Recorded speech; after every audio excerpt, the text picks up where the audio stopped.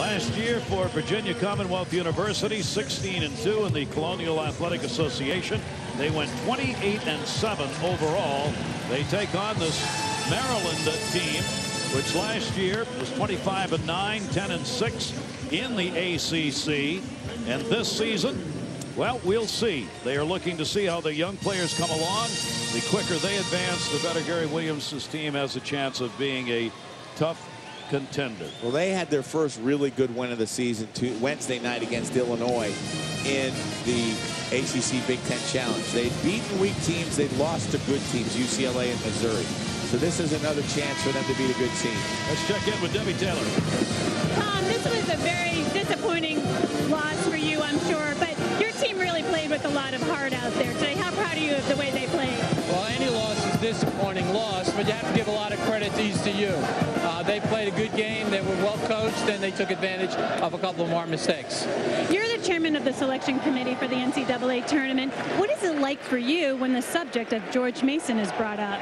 It's not an issue with me because I'm supposed to be involved with picking the best 34 at-large teams, regardless of any affiliation. So when I enter into discussion with the other committee members, George Mason, as the athletic director, does not factor in. What's it been like for you? I'm sure your schedule has been absolutely unbelievable in terms of travel. Well, it's been a schedule that's been a labor of love in that you go out and see a lot of good basketball games. It's kind of hard on you with planes and hotels and whatnot, but volunteerism at its best, and you have to do it. Okay, thank you so much, Tom. Let's go back over to Gary. All right, Debbie. Thank you very much, Debbie, and we are ready to go, and it'll be controlled by the Terrapins. These two teams are meeting for the first time ever, as Maryland and Virginia Commonwealth have never played on the basketball court before.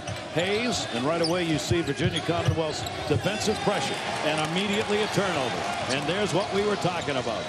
That's the way they play the whole game. Exactly right, and they will attack passing lanes all night long.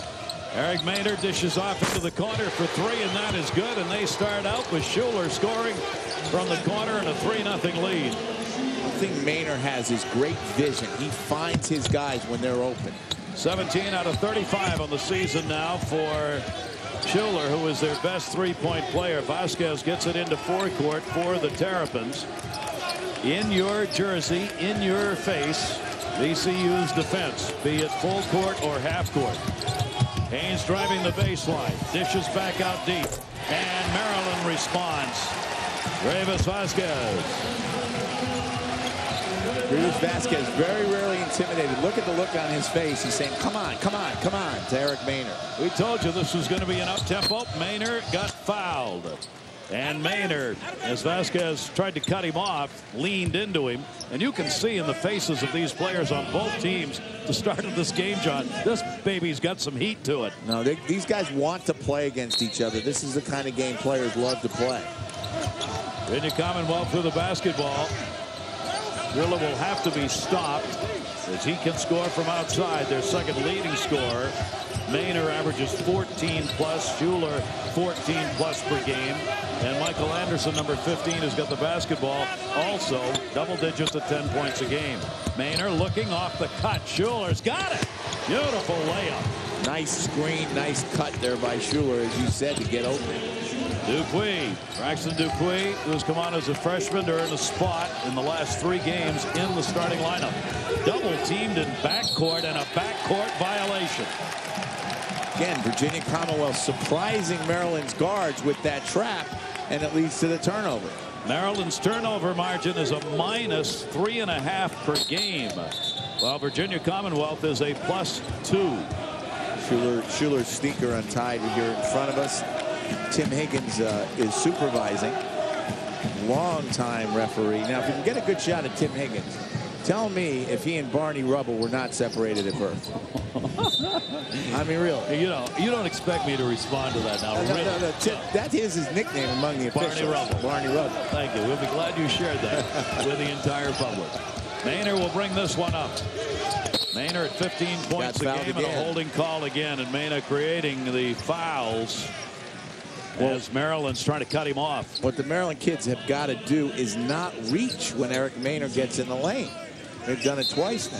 Hayes getting called on that one. Up-tempo game offensively as well as defensively for Virginia Commonwealth University when they get it going. Jamal Shuler outside. The whistle is going to be underneath, away from the ball, and it will be a pushing foul, and it will be called on the Virginia Commonwealth. Will be called with a foul. I think it was on Anderson. Anderson got called for it. Trying to establish position there in the post and use his elbow. You see the pressure, double teaming in backcourt. Dribbled into forecourt. Dangerous way to go, but Vasquez got it up to Hayes. One thing Virginia Commonwealth will do with this pressure is a guy like Vasquez could get tired as the game goes on. That Not one tired from the now. foul line. Vasquez puts it home, averaging 16 points a game. A 40% shooter from the floor. Maryland putting pressure on at half court. They just get it into forecourt. Maynard got the step, drives, had it partially deflected, thought there should have been a foul. Vasquez the other way, yes, driving. Oh, he gets downed and fouled. Both these teams will run every chance they get. And here you can see Vasquez with the look away pass, which he loves, and Gist just gets slammed, because if he doesn't get slammed, it's going to be an easy basket. Sanders gets called on the foul, but he certainly made sure there was not going to be a two-pointer. When you talk about an aggressive style of play defensively, remember that Rick Pitino begat Billy Donovan, and Billy Donovan begat Anthony Grant. Yes, puts that one in. We'll get a couple of early changes here, as Maryland they're going to go to the bench early in this game. Busby has made his way in. Standing back at midcourt. Second shot is up, and it is good. Yes, gets both of them. Osby's the other senior on this team. Junior college transfer. Osby, number 50. Maryland backs off the pressure and creates the turnover, though, before they did. And right back away from Vasquez, it is picked up. Both teams a little bit sloppy there. Those were both unforced turnovers. They are just both so pumped for this game. Busby driving the lane, and a whistle and a foul. And that one is going to be called against Maryland on the push. Milbourne. We want to welcome those of you on Sportsnet New York. We're at the Verizon Center here in Washington for the 13th annual BB&T Classic. This is game 3. Virginia Commonwealth in the dark colored jerseys, and Maryland just underway. 16:50 to go here in the first half, and a 7-5 lead early on in a game that has started quick pace, a lot of pressure at each end defensively. Both teams want to try and force the other into turnovers. Shuler trying to find a little room in the lane. Fall away jumper. There's a tough shot. That is a tough shot. And he's got all 7 points for VCU, a la John Vaughn at the start of the last game. Jamal Shuler. Don't see many of these fallaways anymore. And that's a horse shot. Wow. Averages 14 plus a game point-wise. Vasquez in backcourt. Trying to dribble it in. Hayes on the pass in the lane. Creates the odd man. Busby gets stripped of the basketball, and it goes off a Maryland player. Went off of Hayes after Osby lost it. One of the things that happens, Gary, when the game is at this pace is you get going so fast that you don't control the basketball that well. Good strip there. Maryland's got 4 turnovers so far.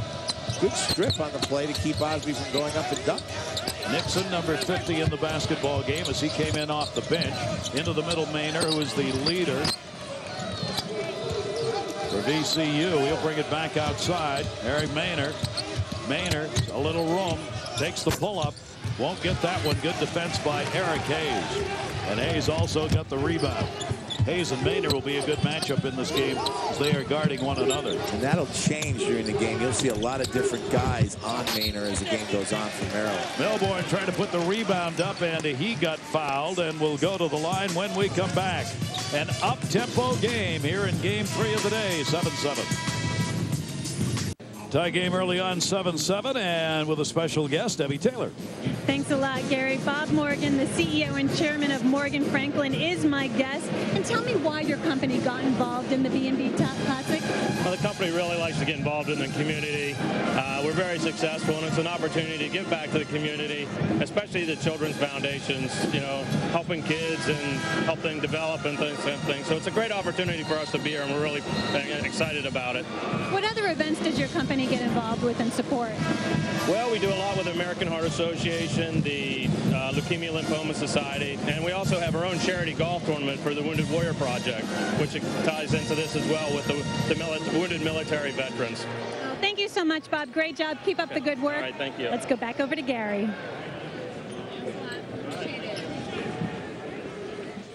Thanks very much, Debbie. And a good start to game 3. Boy, we have had a couple of outstanding games in the first 2 here in this 13th annual tournament. Second one was a shock. Wow, we really didn't expect East Carolina to win that game. East Carolina came away with a very impressive performance against George Mason. Now Maryland's putting the heat on. So both of these teams have decided to press, double team, force the timeout. Force the timeout, and just got it in time as Maryland's Gist was right there and had his hand on the basketball and would have had a tie-up but for the timeout. You know, when Gary Williams was a younger coach, when he was at American University here and then Boston College and Ohio State in his early years at Maryland, he pressed all the time. And he figured out that when you play good teams, you can't press the whole game. They will figure out your pressure eventually and get easy baskets out of it. And now he presses at different times, sneaks it in like there coming out of a timeout, and uses it far more effectively than when he was younger. 19 seasons. How can that be that he has passed Lefty Driesell, who is here for 17 seasons, going to the Hall, is Lefty, and Gary someday should be in the Hall. Lefty has won 786 games, more games than anybody not in the Hall of Fame, took 4 teams to the NCAA tournament, and he made basketball here in the Washington area when he came to Maryland in 1969 and did a great job. And obviously Gary's done a great job. I'll tell you a quick story about Lefty. There you see some numbers on him. When he first came to Maryland, remember he made the famous UCLA of the East comment. They never won the national championship. There's a steal. I'll finish the story in a sec. Maryland getting the turnover in the basketball as Melbourne picked it up. So their pressure against a pressure team is creating some opportunities. Vasquez cutting. They look to the side. Gisk is wide open, and that will be missed. That's not his shot. That's not Gisk's shot. He's an inside player. Rebounds underneath are really going to be hard to pick up in this game because there's a lot of blocking and pushing going on underneath, and they're fairly even in the height department. These kids are going to be sore tomorrow. Shuler almost had a walk on that one. Little spin move. Great defensive play. Vasquez would not let him in. Under 10 on the shot clock. Gwynn is now in the ball game. Maynard's going to have to shoot this himself. Maynard said, clear out, here I come, and he dipped it underneath, and it will be lost out of bounds. He went for the pass. Didn't work. Just to finish that story on Lefty and Gary Williams, when Maryland won the national championship, one of the first notes Gary Williams got was from Lefty Driesell. And the note said, now you have made Maryland the UCLA of the East, which I thought was just really neat, and so did Gary. He was very touched. And appropriate. That'll be a foul. Kersey reaching in. Both of these teams, because of the up-tempo, are going to their bench early in this game, bringing in a number of players. Cliff Tucker getting off the bench right there for Maryland. You saw Grievous Vasquez a moment ago really getting in the face of James Gist, telling him what he expects out of him. Sophomore talking to a senior. Of course, one of Gary's assistants now is Chuck Driesell, Lefty's son, who played for Lefty at Maryland. Just at the line. Osby, rather, at the line, puts that one up and in. Bobby Osby, who is out of Richmond, Virginia, 6'8", 250-pound center. Joe Harrington, the Terps, acting stepped in at the start of the season when Michael Adams left the program very suddenly. Played with Gary Williams at Maryland in the 60s. Was an assistant under Lefty Driesell, and as we mentioned earlier, was the head coach at George Mason. Really started the program there. And do you know who his assistant was? Rick Barnes. And there's Chuck Driesell sitting right next to him with a lot more hair than his dad. Look at the pressure Maryland's putting on. Gwynn's pass will break it into forecourt. Kersey dipped that one off into the lane. Kersey wide open, and he gets fouled. And never really got a shot off, but he got up and had the basketball close at hand. But really, the ball was down at his waist. Steve Bisciotti over here to our left. You could probably hear him trying to help Tim Higgins out, telling him that he never shot the ball, which I don't think he did either. No, that was pretty close call, but you'll rarely get that called the other way. No. Lance Kersey will go to the line. He came off the bench, has not started, and he will put that one home. One thing about this Maryland pressure to watch for, I think VCU, if Maryland continues to press, needs to attack the basket when they break the press rather than bring the ball back out and reset. VCU averages 5.5 a game, gets a couple from the line right there, and makes it an 11-9 game. Hayes has got it. Just driving the lane, triple team, batted away, and that'll end up out of bounds off VCU. Kearsey just reached up. He didn't want anybody to get it and drove it into the floor and out of bounds. Well, remember what Carl Hopp said in the first game? If you're going to turn it over, throw it in the third row. He did. That was about the third row. Vasquez will come way back to get it. Vasquez closely guarded at midcourt. Win on defense over there from the far side against Tucker. Into the lane and did not get it. Win the rebound. Got to finish that play off a nice pass by Gist in the post. Yes, got it to Tucker and should have been 2, but they could not convert on it. VCU will get it right back the other way. Joey Rodriguez, number 12 in the ball game. There he is. Rodriguez, not a scorer, just about 3 points a ball game. Maynor is the scorer, but he's been kept off the board. The basketball in any kind of good shooting position. Gwynn. Rodriguez. 7 seconds left on the shot clock. Working. Hayes. Good work defensively and a whistle. And on the rebounding action, there'll be a foul called on VCU on the push. Maryland doing a really good job in their half-court defense, forcing VCU to run the clock down on a lot of possessions. Pistolnikov, the big guy in there, committed that foul. When you do that, if you have to, Al McGuire used to say, college players aren't good enough to shoot consistently well against a short shot clock. So you don't want to start your offense with 10 seconds left too often. Maryland's forced that several times now. Vasquez will bring it up. Receiving instructions from Williams over on the bench. You saw him turn back to the bench looking to see where they wanted to go with it. Adam Bowie is now, Adrian Bowie in the game right there. Looking for 3. Just could not get open. Osby inside. Little short hook. Got his own rebound.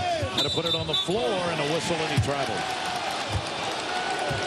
Terry Moore, the trail official here, saw Osby move the pivot foot. And you know what? A lot of class there. Osby looked at Terry Moore and said, you got it right. And he's right, too. You can see on that replay, he moved both those feet backwards. Didn't like the call, but said to Terry Moore, yep, I moved. Nixon, Jamal Shuler are both back in the ball game for VCU. Shuler's 3 for 3. Rest of the Rams 0 for 4. So give it to him again. That one will go off the front.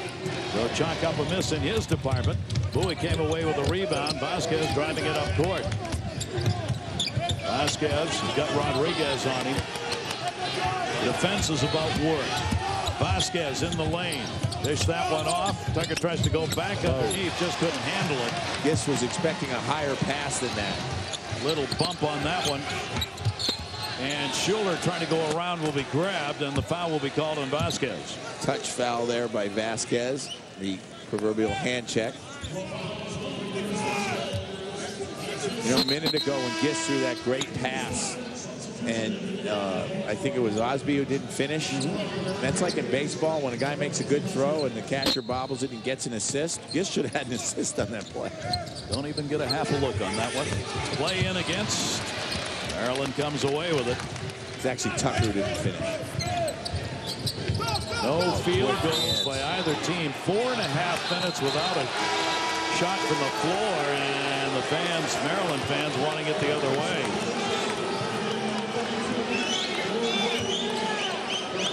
Fingertips of Gist. Hard to see. Steve Bisciotti had a clear view of it, though. 7 turnovers by Maryland so far in the game. VCU the other way. Kearsey, they want to get it back outside to Rodriguez to try and set it up. A frantic game here in the first half, and not surprisingly so. Quick pass. Anderson! Osby was there to block it. And somehow, no goaltending. Rodriguez steals it right back. And smart play to wait for the rest of his guys because he was 1-on-3. Game's so frenetic, Gary, right now. Both offenses are disrupted. Yeah, a lot of turnovers, nobody scoring. There's another turnover. Tim Higgins calling the carry, so we've had 3 today. That's our quota for the season. There's a number you won't see very often. 5 field goals and 14 turnovers in the game with Two teams putting up a combined 20 points so far and almost halfway through the first half. A lot of pressure, obviously, on both offenses, and they have responded with, as you said, a lot of turnovers. As we got that inbound pass and immediately gets rid of it to Eric Hayes, who will bring it up. Hayes guarded by Shuler. Bowie trying to go underneath. Must be the intended. Gets knocked away and out of bounds. Will play Kersey, who's come off the bench, and now we'll go back to it. Kersey and Rodriguez will go to the bench. Maynard had been on the bench. There he is, their leading scorer. Who has not scored yet. Has not scored yet. There's hardly cuts a basketball. Great pass in and a guaranteed dunk right there. Not going to do much about that one. Vasquez now getting a breather on the Maryland bench. Yep, he's been out there working hard on defense. Maynard working out deep with Anderson. Now Maynard. Maryland showing a little zone here. Gary Williams changing up his defenses. Shuler looking for Maynard, who's cutting down deep. That's for three, and that's good. Yeah, he gets some outside shooting. Ed Nixon coming off the bench had not made a three-pointer coming into this game. He was 0 for 2, and on the throw-in, going to be handled. It'll go the other way. Nixon, good effort. Mary Williams over there going, what is this defense we're looking at? Trying to put the ball in play. He knows what the defense is. The problem is his kids have got to react to it. It's not that easy. Not when you're playing this hard. That's a foul on somebody. Good call. See the kids right in front of us helping each other up. Great play right there. Shuler saying that's me, and he does get the foul. Shuler will be called on it. Watch here. He moves right into him. Classic block. Hank Nichols will use that on his tape next year. Show what a blocking foul looks like. Taylor will get this one back in. So yes, back in the game. Retiring. He's retiring. Supervisor of NCAA official. Yeah. Hayes has got it in forecourt for Maryland. Left Tucker back in the game, 24. Trying to go underneath. There's not a lot of room in that lane. Missed the turnaround. No good. And the rebound hauled in. Good work underneath to create a little room. Kostelovsky under there pulled that one down. 0 for 3 just from the floor. Nixon re-stole that. Shuler 3, and he's got it. Shuler's 10 points. In a very cold room, Shuler's been a very hot shooter. VCU taking that lead back, and the pressure, and almost stolen. Hayes will get it in. 3-on-2. Hayes misses it. He was all alone. Deep rebound, and they lost it. Maynard picks it up. Maryland, a great chance. Sorry, Maryland doing a good job there, Gary, to attack the press. They just can't convert. Could not hang on to the basketball. And now Maynard's going to slow this down. Eric Maynard.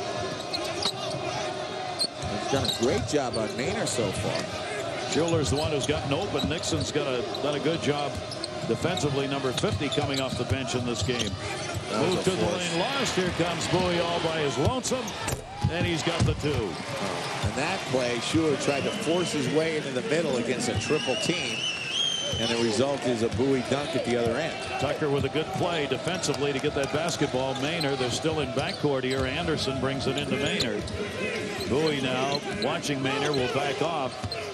They go into that zone all alone in the middle. Anderson trying to dunk it, and he gets fouled by Burney. Nice adjustment against the zone there, recognizing it, and instead of dribbling it into the lane to try to penetrate, they pass it into a cutting Anderson, and he gets fouled.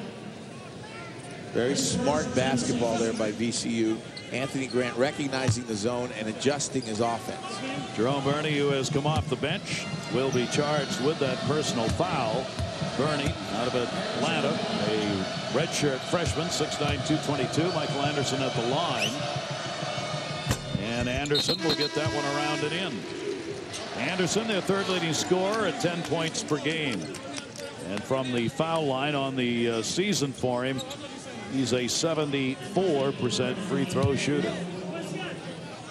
Boy, what a great start to this basketball game. Two teams meeting each other on the court for the first time, and both of them ready to go.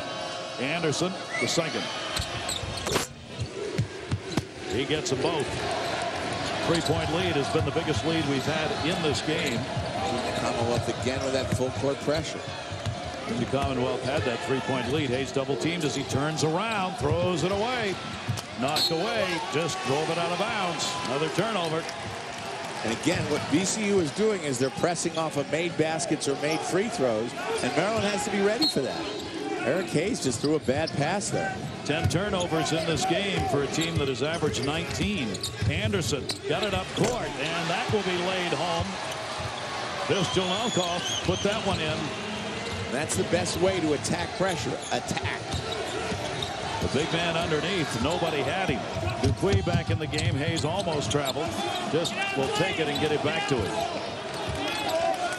Hayes will slow this down a little bit. Maryland may need that just to try and get control. A 10-2 run right now for VCU. And that one will be ended right there as Tucker took it in. They need to get Vasquez back in the game, and he's now at the scorer's table. Maryland, a different team against pressure with him out of the game. 3-point attempt. That's an air ball that came loose underneath, and Nixon had it and had it knocked away out of bounds off Maryland. Now Vasquez will get a chance to get back into the game. Osby will also come back into the game for Maryland. And Gary did coach at American. Just looking to see who's going out there. They make quick changes. Vasquez has got 2 fouls, so he does not want to pick up that 3rd foul quickly here. But without him in the lineup, the movement of the basketball by the Terrapins not nearly as good. Really had trouble with the press. That's why Gary had to put him back in. Back to Maynor on deep. Rodriguez back in the game for VCU. Maynor, Anderson, Shuler. Here's a long 3. Up for grabs out deep, and Maryland will bring it up. Milborn. Osby. Nice play. Good play by Milborn there to see the trailer coming. Each team trying desperately to maintain a lead, and over the bench, but all right. Osby gets back. Oh, boy. Phil Hochberg, the PA announcer, got nailed there. It's a dangerous job being close to that table. A tremendous game 3 on the day, 19-19.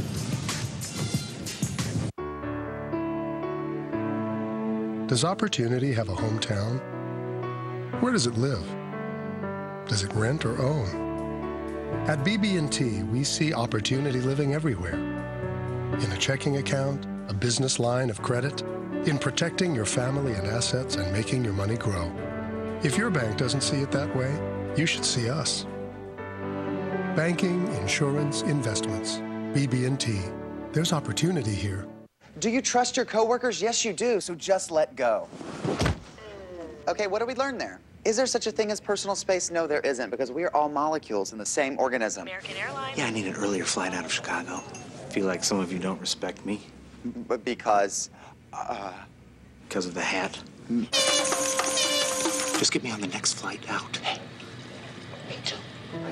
Hi. We know why you fly. Just made it. We're American Airlines. Now, see, when people think of Geico, right, they think of car insurance. And, of course, saving money. But sometimes that can lead even the savviest driver astray. Take, for example, the motorcycle owner. He calls Geico wanting to save money on his car insurance, only to realise that he doesn't actually own a car.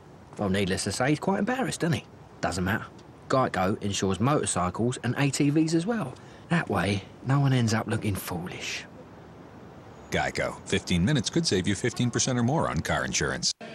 You're never out of the reach of an injury in sports.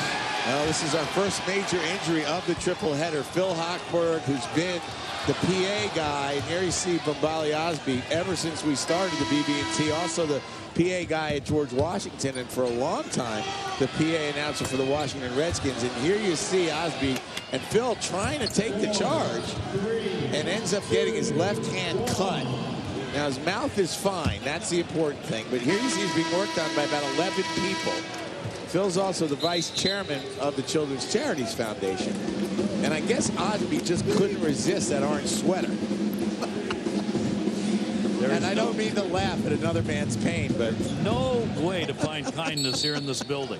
They put any more on that. I thought they were going to bring the stretcher out there. He's going to have a security guard to hold his arm up. Marty Aronoff says Phil had brown hair before that play. But it looks like he will live and will stay to speak again on the job. Actually, since he's bleeding, I think he has to come out. Under the NCAA rule. That's right. Robertson's got it, VCU with the basketball in a tie game here in the first with 7:19 left to go in the first half. Maynard, Rodriguez, three from the corner. Oh, mama. I'll tell you, Shuler's putting on quite a show here in this first half from three-point land. One different. Each team in this triple header has had a guy really come up big in the first half. And another one from the corner. That is going to be Tucker. Maynard, and now Tucker answers right away. Tucker answers with a three. The steal by Maryland. They get a 3-on-2 the other way. Up Melbourne, no good. Rebound Vasquez, no good. Vasquez says, let's calm it down here a little bit. Pace continues. Rodriguez will guard Vasquez now. Tucker, good three-point shooter. We have had 6 ties, 2 lead changes in the first half of this game. Vasquez coming back out to get it. Rodriguez takes him all the way back towards midcourt. The one-on-one. Gundam, baseline, in, yes, shot. Nice move by Gist there. Vasquez got him the ball in good position. First field goal for Gist. Gist 1 for 4 from the floor, averages 14 a game. Rodriguez back in. VCU hustling it up court. Now they take the long look. Rodriguez doesn't shoot off the front. Husby knocked it away. Melbourne and Vasquez collided, and it will be a VCU ball. As you pointed out, Rodriguez is not in there to shoot, but with Maryland running that zone defense, really hard to find shots for VCU right now if you're not Shuler. There is Rodriguez. He's a good playmaker, moves the ball around well, but only going to get about 3 points a game. Well, he really gets in the face of the point guard, other team's point guard defensively. He's really all over Vasquez at the other end. Played in by VCU as they look to try and get this tied up or a lead. Maynard got to shoot sooner or later here in this game. Maryland doing a great job to double him every time he approaches the lane. Takes the shot from outside, around and off. Husby up, and he's got the board. 0 for 4 for Maynard now. Maynard is their leader. 15 points a game. The other end. Just got to play that one out to Vasquez. Those deep threes are not Maynard's game, though. Getting in the lane and creating is his game. Tucker, he's got a hot hand right now. Shuler guarding. Pass to Husby, got blocked and knocked away. Quick play by Anderson underneath. The 11th turnover for Maryland. Looking into the middle. Anderson trying to go all the way and gets it. That was a great play by Anderson because he was able to adjust his body in midair to avoid charging. Their third leading scorer, who's their leader defensively, Michael Anderson at the offensive end, has got 4 points. Gist will bring it into forecourt for Maryland. And then Melbourne came out to help Vasquez. No, they don't want Gist handling the ball out here in front of you and me. Vasquez, the one they want, takes it all the way in and a blocking foul. So Vasquez will go to the line. Checking up. Leader out there and directing the floor traffic. Well, Vasquez is such a good ball handler, and he's got size, too. He's 6'6", so when he gets to the basket, he's tough to stop. He wanted that bucket. Maynard moved in on him. He could not get there in time to get set. Either that or he doesn't like the guy sitting down there, one or the other. A 79% free throw shooter. Vasquez puts that one home. Played for the Venezuelan national team this summer in the Tournament of the Americas, and they ended up playing against the United States, and he was matched up against a pretty good guard for the U.S., Kobe Bryant. Vasquez makes 2 out of 2 from the free throw line. 26-24 lead. Maryland on top here by 2, putting the pressure on. Broken into forecourt. Oh, and that one hits the backboard and a turnover, and that's a big one because they had a 3-on-2 and Nixon's pass got deflected away. Well, they turned it over there, but I like what they're doing against the Maryland press by attacking and trying to take advantage when they do get numbers across half court. Just didn't make the play that time. Jerome Burney comes back into the game. James Gist will go and sit. Vasquez will bring it in. Every play, high intensity, both ends. Great D. Vasquez traveled. He did. He dribbled into Nixon, lost control, and the contact came after he traveled. There was contact, but it was after he walked with the ball. Maryland's got 12 turnovers. At this rate, they're going to equal their game average in turnovers in the first half. The average is 19, and they've got 12 already here with 4.5 to go. This team plays a little better defense than some of the opponents they played in other games. Anderson almost had it stolen. Good work, Hayes. Now Hayes down on the floor. VCU can't take advantage of it, though, as he gets back. Anderson, Rodriguez. Maynor into the lane. Rodriguez into the lane. Short dish underneath. That gets blocked. Those 35 seconds. Yeah. Again, excellent defense by Maryland. They're doing a great job with that zone of keeping Maynor from creating. Every time he goes in the lane with the basketball, they double team him, and he's in midair trying to decide where to go with the ball. Vasquez will get it. Nixon, the defense on him. At Nixon 50. Good job. Hayes has got it. Foul line jumper. Around and off, and Rodriguez, of all people, comes in and gets the rebound. Yeah, because if he's 5'10", I'm 6'5". He's the smallest guy in the court, and then he comes right back and walks with it. Listed at 5'10", 165-pounder Joey Rodriguez. Pressure game of defense and turnovers. Maryland right now up by 2, 3:45 to go in the half. Well, you've got two attacking defensive teams here, trapping the ball, attacking the passing lanes, and you're going to see turnovers in a situation like this. Even a really good point guard like Rivas Vasquez, there you see dribbling into a double team and traveling, even though he wasn't happy with the call. Some other scores from around the country. Arizona beating 9th-ranked Texas A&M. That's a great win for Arizona. Texas and UCLA play later, and Kansas barely beat Southern Cal, which is a vastly improved team. Great season for Kansas sports. With the Kansas team at number 2, but nobody wanted to be number 2 because once you got there, you were going to lose a game in football. Or 2, or in Oregon's case 4. Yeah. Vasquez drops that one off. Here in this first half, the pressure continues. Nixon on the D. Milborn trying to get in can. Vasquez back outside. Bernie has stayed in the game, number 32. Hayes comes back to get it. Hayes had a career-high 18 in Maryland's last game. That one's going to be out of bounds. Boy, we've had players flying over just about every area of the bounds markers here in this first half. Honest to goodness, there's no safety in this building unless you're sitting upstairs. Great hustle by Maynor, jumping over the table there. Could not get it in. Maryland controls Vasquez. Boy, there's a mismatch. Vasquez knows it, trying to find a little room, and instead popped it up. Got it back. Bernie misses it. Great defense there. Maynor brings it back. 3 minutes left to go, first half. Shuler's the hot hand for VCU. Dishes that one back out. Nixon. Got away with a walk there. Yep. Goes for 3 again. Is he hot? Wow. And that will make Gary Williams very unhappy. Should have had a turnover, ends up giving up a 3. What a first half. Jamal Shuler, 14 points a game. He's got 16 in the first half. 6 for 8 from the floor for it. Hayes closely guarded, popped it up, bounce pass a little too far ahead. Vasquez got it back. Shuler got overexcited there after the steal, tried to do too much. That should VCU Maryland ball. Osby passed up a shot to try and pass, ended up going away. Gary Williams trying to instruct. He's actually just fired all 3 of his assistants. You didn't tell me it was going to be this hard. Maryland from the baseline, Osby in the lane, and that's a push. Good call. Gary coaches a lot with his back to the court when he gets frustrated. And usually he's saying something to his assistants about, if you had just told them this in practice the other day. Yeah. Vishnonikov commits the foul. Chuck, now he's talking to Chuck about his dad.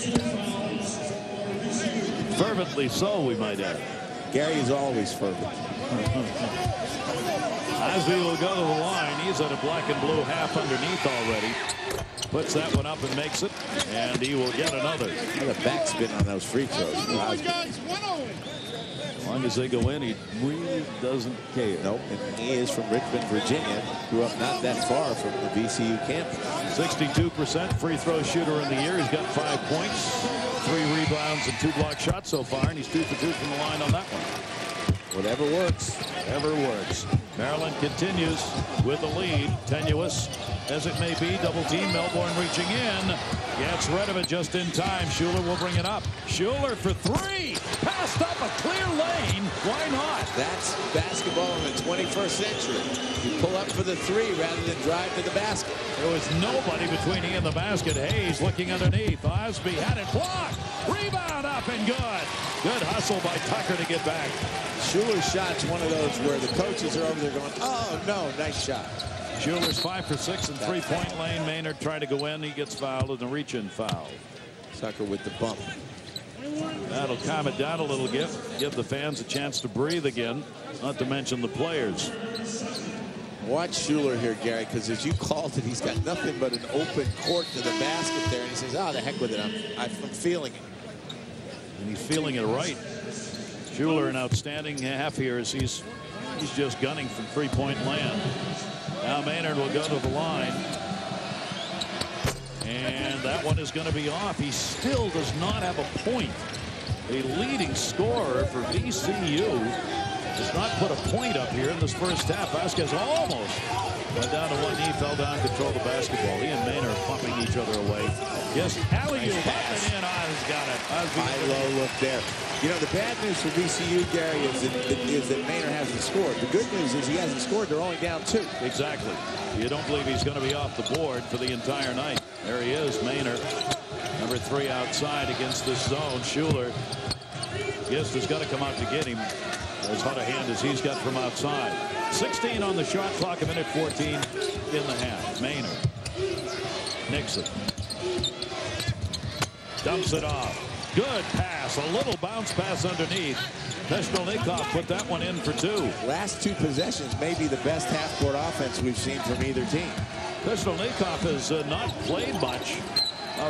6 minutes a game in the first 6 games VCU played, but in this game he's played a lot here in the first half. He's played well too, especially on the defensive end. At one point you mentioned he got caught against Vasquez and he actually deflected the ball away from him in the lane. He was averaging 0.2 points per game. How do you do that? Again, we're right back to that math. He's got 4 points in this game though. So his PPG has gone way up tonight. PPG has gone way up. Run those charts. Kersey checks back in. Anderson out. Last time I heard 0.2, I think it was my grade point. I'm not going to mention. Never mind. No, good by Vasquez. The only reason I got a degree was because I promised never to come back. Maryland using that free throw strike to their advantage. They're 12 for 12. And in this day and age, college basketball, you don't see that much. That is unheard of. From the free throw line, and that has made a huge difference here in this game. Maynard drives the lane, puts it up. He got fouled. Finally got some space there. Maryland going with attacking again off the made free throws, and good recognition by Maynard, seeing that he had numbers and going right to the basket. He was the tournament MVP last year.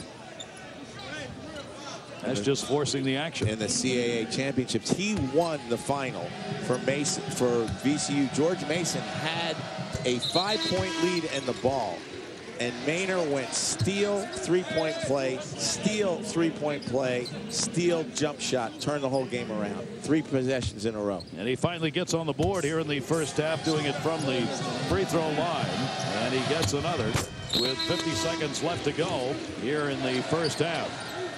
Back in, Vasquez. Tucker will sit. Pressure still on. They get it over to Hayes. Kersey was up there. Now VCU will back off to defend at half court. Now I think a team should go 2 for 1 here. Get a quick shot like they're going to do. Vasquez partially blocked. Vasquez banging for it. Still loose underneath and out of bounds, and it will be Maryland ball. Now the ball never hit the rim on that shot that Vasquez took, so the clock is still at 19. There's a 15-second difference. Get a shot. At this point, you just get a shot when you can, because VCU is going to be able to play for 1 if Maryland scores anyway. Just gets it off to Vasquez. They back it up. 15-second difference, as John said, on that clock in the game clock. Vasquez turn around, and that one off the board. Good job by Maynard. Got the pressure on him. Will get the basketball. Well, and again, Shuler showing his experience, starting to run, but then saying, wait, let's slow it down and play for 1 here. Under 10. They've got the full amount of time left. Maynard will drive the lane. Maynard a runner. That's going to be in and out. And Maynard shot too soon. Maynard may have given Maryland a chance for the long one. It is up and no good by Bowie. What a first half of basketball between two ferocious defensive teams. And it ends 34-34 here at the half. It was really just fun to watch. I don't think it was fun to play because everybody's black and blue now, but it was certainly an entertaining first half of basketball. Jamal Shuler with 19 points. Pistolnikoff and Anderson with 4 apiece. Vasquez leading Maryland with 9. Osby with 8 and Tucker with 7. Those are your leading scorers here in the first half, but credit the defensive players. Gary Williams is joining Debbie Taylor. Debbie? All right, thank you very much, Gary. Gary, 13 turnovers in the first half. You're averaging 20 for the season. Is it VCU or your team? Well, I think we're in pretty good shape. If we turn it over 13 times, you know, hopefully we'll get better the second half and we'll do a better job of the ball. VCU's good at what they do. We're a young team in the backcourt, and we make some mistakes. So we're fighting, and that's what counts. What's been the key to containing Eric Maynard? He's only scored 2 points. Well, he's really good. I mean, he can come out the second half and get a lot, but his buddies hurt us quite a bit, you know, with the three-point shooting. So with those two guys, one of them usually gets you, and we've done a good job on Maynard, but the other guy has really hurt us. Okay, thank you very much, Gary Williams. Back over to you, Gary Thorne. VCU's Anthony Grant's got a team that's aggressive. That's the way they wanted to be, and he's with our Debbie Taylor. Anthony, what did you think of your first half play? Well, I thought our guys came out and played to our identity. I thought we played aggressive. I thought our press was good. We played with good energy. Hopefully in the second half we'll continue to play with that energy. Eric Maynard isn't really the player that we're used to seeing. They were able to contain Eric Maynard. What adjustments will he have to make in the second half? Well, you know, Eric's a guy that's not really consumed by his individual plays about winning. I thought he did a lot of good things for us on the floor. I thought his defense was very good. I thought his ability to get other guys shots, move the basketball, and run the team is very good. You know, I think Eric's a good enough player where he's going to make shots. Not really concerned about that. So as long as he continues to play within the framework of our team, I think we got a good chance. Okay, thank you very much, Coach. Let's go back over to Gary. All of sports is about adjustments to be made, and that's what each of these teams will try and do. They've got to cut down on turnovers. Both know that. 12 committed in the game by VCU, 13 by Maryland. Maryland went 12 for 12 from the foul line. That certainly helped. VCU was 6 for 7 from the line. Not bad. Maryland shot 40% from the floor. VCU shot 50% in that first half. That's why you end up 34-34. Right, and you throw in all those turnovers, 25 between the two teams. And that's why the score is relatively low. 21 field goals, 25 turnovers. And we'll start right out with the defensive pressure as Nixon will get it into Anderson. VCU has the basketball to start this second half. And great to have you with us on this Sunday for this final of 3. And a great first half. Maynard's shot is up. It is no good. Anderson had it. Came back to Maynard. So Maynard starts right out putting the ball up. Now he'll take it back out. Well, and Anthony Grant knows that Maynard needs to score for them to win this game, too. So he's going to try to get him more into the offense. Maryland coming out man-to-man here. Shuler driving, and not only is he a three-point man, he gets into the lane. 8 for 10 for Shuler from the floor. Shot has been when he's missed. Yeah, that's right. Dupuis gets it into Melbourne. Melbourne, he's got 2. Maryland attacking the press there. Good pass there by Dupuis.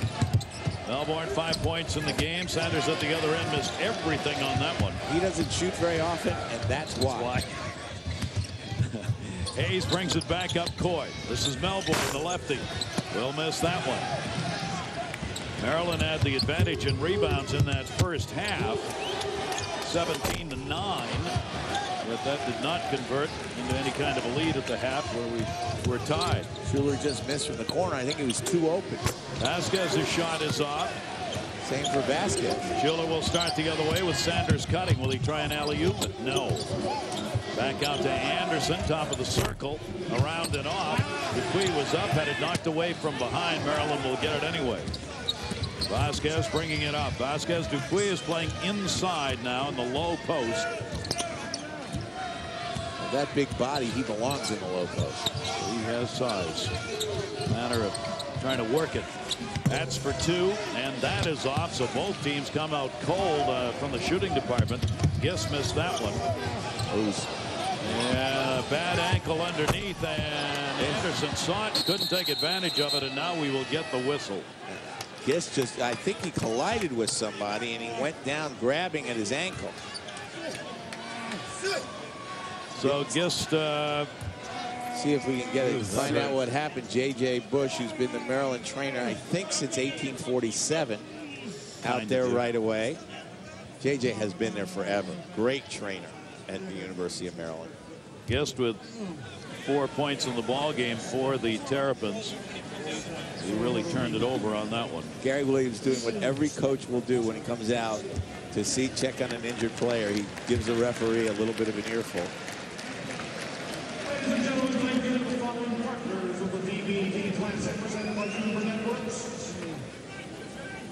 It's never good when you see the team doctor go out there in addition to the trainer.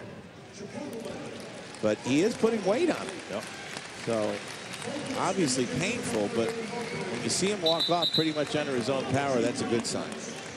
He may be able to walk and tape that off and get back into this game. Yeah, frequently when a player goes down, it looks worse than it is. There you see, just stepped right on the foot. One of those freakish accidents that does happen. Stepped right on Sanders' foot and rolled that ankle. So he will head to the locker room. J.J. Bush, you're probably right. He'll take the ankle and see if he can put some weight on it and come back and play. Good news that he's walking off, as John said, with pressure on that ankle. Anderson, VCU gets the basketball again. Maynard outside with Hayes on him, looking for a little pick. Dupuis had him, letting go. Maynard tries to take advantage of it and does. It's probably the toughest shot he's taken in the whole game, and the first field goal is made. Milborn turns the right way to avoid the ball being knocked away from him. Maynard was there on D. Vasquez double-teamed. Anderson and Nixon gets it away to Hayes. Amazing they play this tough and close without fouls. Dupuis went up and he got fouled. He did get fouled. Sanders got him. You can see when a guy that big all of a sudden moves sideways when he's going forward to the basket, it usually means there was contact. Sanders has got 3 fouls on him now. He did not play a lot in the first half. This Hayes with a nice little dish pass, and there you see Sanders getting him with the body. Free throw line for a couple of shots. Dupuis puts that one up, in and out. Dupuis' development may have a lot to say about how this season goes for the Terrapins. A freshman, 6'8", 260-pounder from Calvert Hall in Baltimore. No question Gary Williams is going to need production out of his freshman class. He's got 4 experienced players, and then he's got a bunch of freshmen. Dupuis with 10 points in the ball game, breaking it in a hurry, and it'll be dumped to the sideline. Sanders shot up, no good. Maryland with a rebound. Hayes came in to get it. And Hayes will slow it down. VCU in the man. Vasquez looking underneath. Dupuis using that body. Couldn't get it. Dupuis, second time it's in. Give Dupuis credit for staying with it there after he missed the first layup. Got his own. Dupuis got my correct what I said. He's got 8 in the game now after that last 2. That is Maynard up, and he's got it. Gets the roll. Anthony Grant has to feel good seeing Maynard heat up a little bit with back field goal.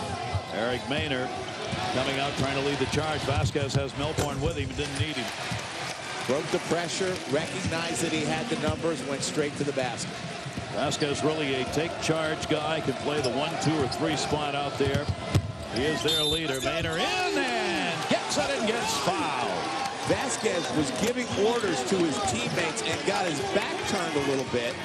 And because Maynard recognized that and took off and had to step on Vasquez, you see Vasquez never quite caught up.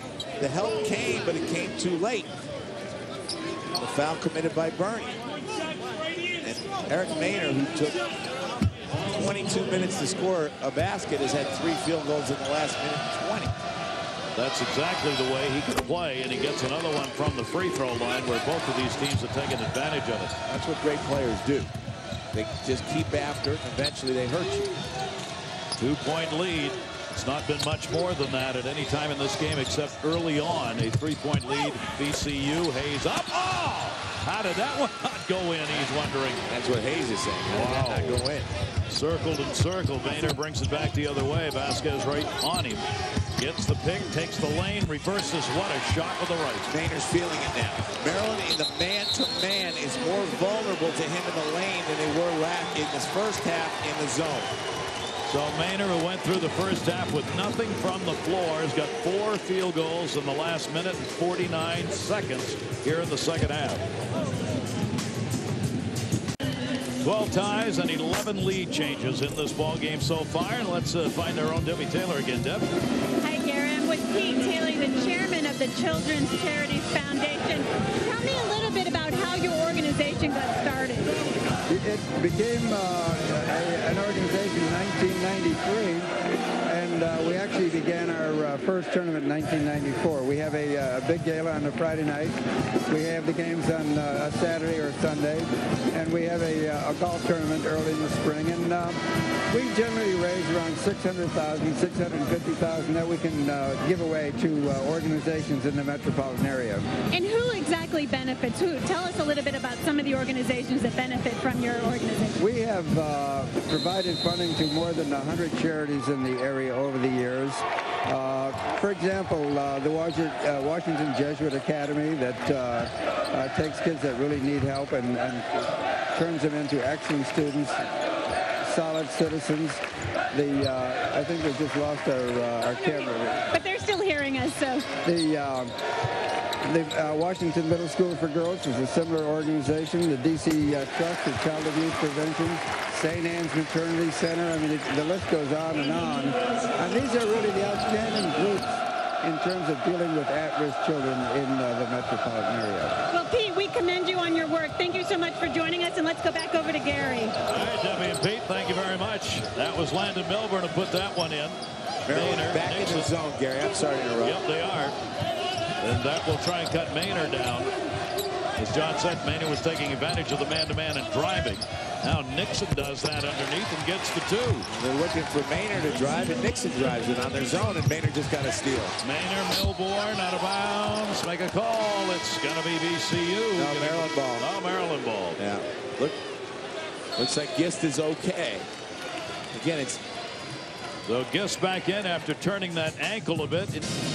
A 47-43 game, and looking at VCU getting the guy they need to put the ball in the net, taking some more chances. Well, Gary Williams came out in a man-to-man, and I think because he wanted to pick up the tempo of the game on his defense. And Eric Maynard recognized it, saw the chance to get inside, and made 4 quick buckets after Maryland had basically kept him out of the lane for most of the first half playing zone. Gary Williams called timeout and immediately went back to that zone. And I think at least for a while we'll see them in that zone defense. VCU has lost games to Miami, Arkansas, and Hampton in their last outing as they come in here 3-3, but playing very tough against Maryland. Listen, Hampton, how could they lose to Hampton? Hampton's a pretty good club that almost beat Maryland at Maryland to open the season. Just travel with the basketball. Good defensive play by Anderson to force the turnover. Well, I said before when he had the ball out here that Gary Williams doesn't want James Gist with the ball at midcourt, but VCU forced him into it with the trap, and they create the turnover. First turnover either team second half. Anderson. Mercy. He's still breathing. Shuler's got it. He took the double hammer on that one. Good defense by Maryland underneath. All those turnovers first half, 1 in the second. Shuler for 3, no good. Good positioning. Osby the rebound. You have to figure a guy shooting that deep is eventually going to miss a couple shots, and Shuler's missed his last 2. Vasquez hustled it up. Milborn gets it back inside. Nowhere to go with it. Vasquez. Hayes, 3. Bingo! Eric Hayes can make that shot. Gary Williams wants him to be more aggressive as a shooter. Maryland lost 3 seniors off of last year's team who Hayes often deferred to. He can't defer anymore. They lost, of course. DJ Starbury and Mike Jones are leading scorers. That one spun around on the shot. It'll miss, but there is a foul.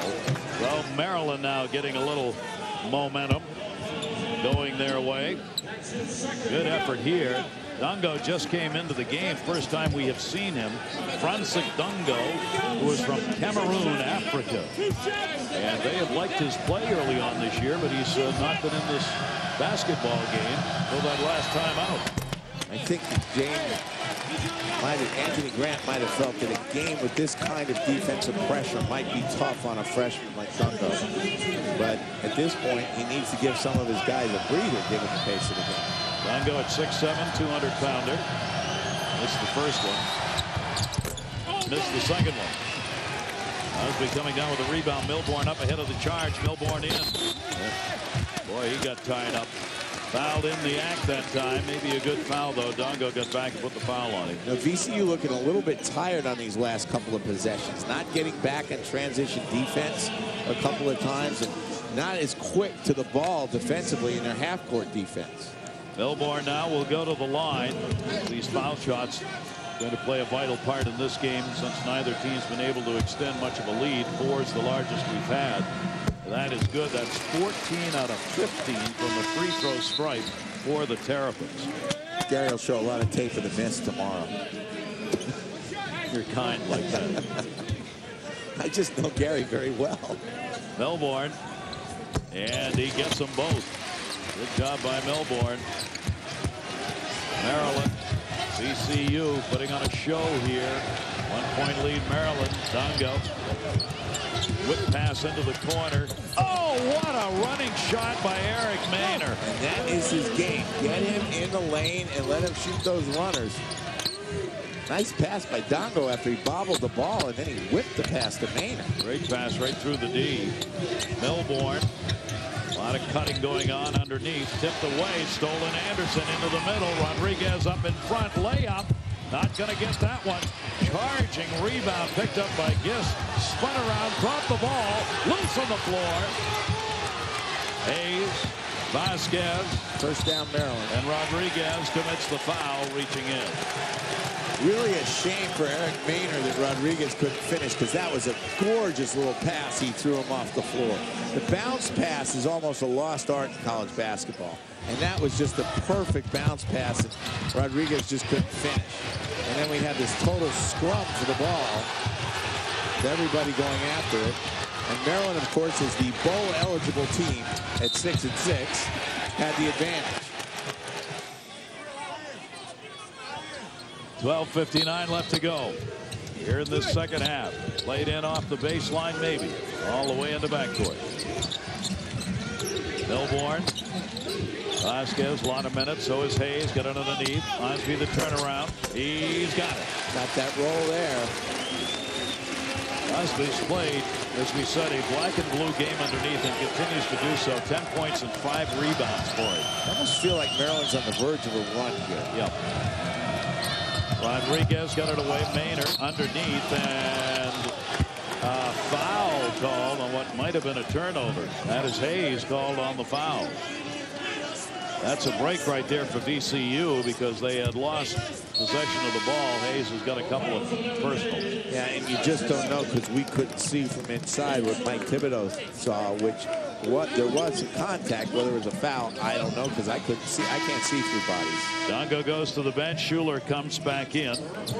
Maryland will answer. Milborn started out. Now Hayes will come out of the game and Bowie will stay in. And the ball played on the baseline. Maynor got it back in. Actually slows down for just a brief moment. Not for long. Rodriguez, Maynor. Shuler, the three-point shooter, again in the lane. Good double defense. teamed. Osby get up there and get a piece. Rodriguez reached in, knocked it away. Good play. Shuler for 3. Again, no good. Rebounded underneath. Push called on Anderson. Shuler has gone a little bit cold here, and that really changes the game for VCU. He's missed his last 4 shots. That was an open look there. And they need him to make those shots to stay in this game. Shuler trying to have a career night in this game with a big first half. He had a career half, that's for sure. Foul call, and that is not a good one. Pistolnikov reaching in, trying to steal it, will pick up his 3rd personal foul. Pistolnikov needs to be underneath, not outside. 6'8", 240-pounder from Russia. If you're going to go for a steal, you can't half go for it. Because if you go half go for it, you either commit a foul or the guy beats you for an easy basket. Vasquez. Just for 3. I'll say it again. I don't think that's the shot Gary Williams wants James Gist shooting. He was 3 for 14 3-pointers coming into this game. Maynard's got it. 7:48 left to go, second half. Maryland maintaining a slight lead. Rodriguez, Kersey now in the ball game. 23. Rodriguez. Zone set up by Maryland again, so it'll be used. Maynard dished it off. What a block! Tucker comes away with it. Osby involved in that block with Gist. Gist has got it down the lane, and he's got the bucket. That's why they don't want him shooting threes, because he can do that inside. Biggest problem for Gary Williams was that he made 3 out of 14. 3-pointer. No good. Maynard. Way up Gist to pull down that rebound. And that's not his game either. Eric Maynard shooting a deep 3 with a lot of time on the shot clock. These two teams have played with such intensity. Rodriguez working from behind on Vasquez. Osby trying to reverse. Osby could not get the shot off. Good defense on the interior there for VCU. Maynard again looking into the middle, got double teamed. Rodriguez, not a shooter, takes that one. He was open and he takes advantage of it. Yeah. It's a good shot if it goes in. Remember years ago, a guy named Jeremy Toten. There's a steal. Rodriguez on the steal, on the floor. Shuler whistle and a foul called. Good play by Shuler, who got down there and got fouled as he tried to get rid of it. The intensity has not lacked often in this game. In the country, we're thrilled to be a partner of the BB&T Classic, covering all of these local games. What other events in the community is Masson involved in, Todd? Well, what Masson has done, because it is locally owned and locally operated since we have gone 24/7 just in the last year, is that Masson is covering certainly the big schools, or the official network of the Georgetown Hoyas, official network of the George Mason Patriots, but we're also covering the emerging colleges and programs that may not have been televised previously, like the American University, like the UMBC Retrievers, like Loyola, some of these other colleges, and we're very excited about this huge college basketball package. Okay, thanks a lot, Todd Webster. Let's go back over to Gary. There is Shuler again making his drive to the lane and getting fouled as he got triple teamed on the way in. A little bit of a bailout call there, but there was certainly plenty of contact. But also contact with the ball. Shuler puts that one up and in. Here comes Eric Maynard. He took a breather. He'll be back in. Hayes follows him in. Hayes and Maynard have been a matchup, guarding one another in this game. Anthony Grant did what a lot of coaches do with players who need a breather. He gives them the time during the TV timeout and then brings them back on the first dead ball. Shuler gets both of those. Maryland's got the basketball. Shuler back, putting the pressure on. Kersey joins him. Hayes dribbles it through underneath. Blocked by Sanders. Great block. Got that one straight up in the air. VCU back the other way. VCU back on top by 1. The 16th lead change we have had in this game to go along with 13 ties. Rodriguez can't shoot. Who told him to shoot? That's another one where the coaches say, oh no, nice shot. A deep 3 by a guy averaging 3 a game. He's got 5 in the last minute and a half. Good job by Rodriguez. Hayes dumps that one off on the far side. Just still in backcourt. Dribbles it in. Rodriguez reached in and commits the foul. A little bit lucky for James Gist. Again, that is not the guy Gary Williams wants with the ball. He's got Vasquez. He's got Hayes. He's got Tucker. He's got Milborn. James Gist needs to be in the post. A lot of players coming and going here because of the pace of this game. We'll get the hot players, the one the coaches believe they can count on, coming in with 9:15 to go. Vasquez's three-pointer no good. Maynard there. Maynard going the length. Oh, great move, couldn't convert. Shuler over Hayes and will be charged with a foul. Well, you got to finish that if you're Eric Maynard. Big opportunity with a 4-point lead to stretch it to 6. He can't finish, and now Maryland's going to come down and shoot a 1-and-1. Did a great job slicing to the basket, but didn't finish, and there you see the foul. So the 1-and-1 now in effect, and obviously vitally important in this game, as close as it has been throughout, with 9:07 left to go. 4-point lead, biggest lead of the game. Each team has had a 4-point lead at 1 point. Hayes will go to the line for Maryland. Hayes at the free throw line, an 86% free throw shooter.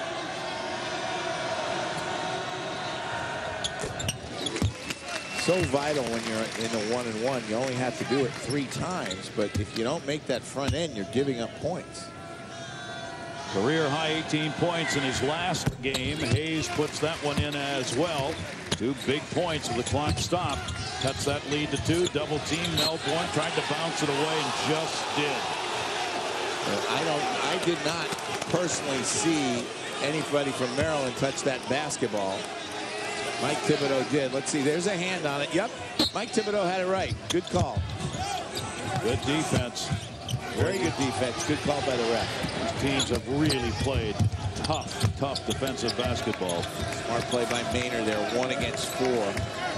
Keep Rodriguez in. Shuler in. Spin around in the lane and another foul as Kersey tried to take it down low.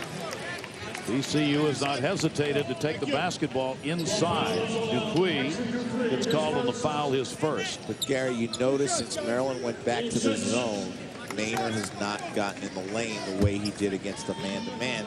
And Gary Williams' attitude is, if Person can beat me, fine. If the other players can beat me, fine. I don't want Eric Maynard to beat me. Yep, exactly.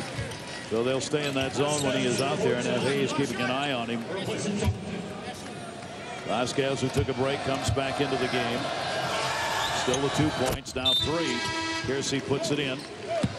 And Kersey, after making those, is going to come out of the game. And Michael Anderson is back in for VCU. You said these coaches substituting liberally to try to keep fresh legs on the floor. Maryland in backcourt. Vasquez has had to dribble through a lot of it. Shuler was on him, got rid of it before he got double teamed. Vasquez, he takes a lot of minutes. Averaging 37 minutes a game. High for Maryland. Vasquez for 3. Deep rebound. Knocked away. Hayes on the steal. Hayes in the lane. Just missed. Comes back to Hayes. He's got room. Baseline. Trying to force a pass. Gave up a good shot and lost the ball in a turnover. Maynard comes the other way.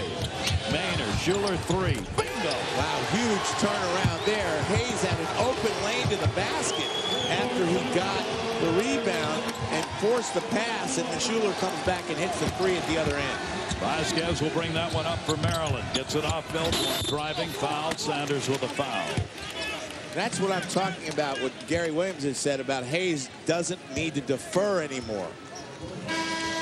VCU has extended their lead to 60-54. Shuler's got a career high 26 points. Heck of a game. VCU on top here, 60-54 over Maryland. You see the 7:59 left. Our Morgan Franklin pivotal play of the game so far. Jamal Shuler. The pivotal play of the first 32 minutes. This is a high school game. VCU would have won already. But that was a huge turnaround with Hayes forcing the pass when he had the open shot. And again, that's something that Gary Williams will use as a teaching tool. He will show Hayes that play and say, Eric, you're one of our best players. You have the ball, open lane to the basket, you go to the basket.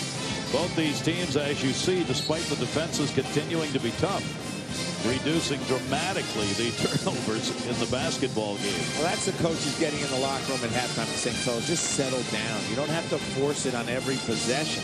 And VCU in particular has done a really nice job when Maryland has come with their pressure of breaking that pressure and not turning it over. Biggest lead, either team, is the one you see on the board right now for VCU. That will be reduced by Milbourne as he gets one, and he will get another. The amazing thing about this triple header, Gary, except for that brief period in the first half of the East Carolina-George Mason game, there haven't been any double-digit leads. No. Teams very well balanced. I don't know who puts these programs together for this Classic, but it's a heck of a job. Stolen! Vasquez tried to stop it. Shuler in front of the pack. Melbourne couldn't catch him. And a smart play by Shuler there not to try to force the dunk and to use the basket to shield himself from Melbourne. Another big turnaround there. Maryland with Vasquez missing the dunk, and then they come back and score at the other end. 4-point swing again. They'll wait for Vasquez. Just will to get it to him. Ray Williams hollering out to Vasquez, trying to get his attention on what they want. Hayes. Vasquez looking under. Great pass. Wow, just got banged from behind.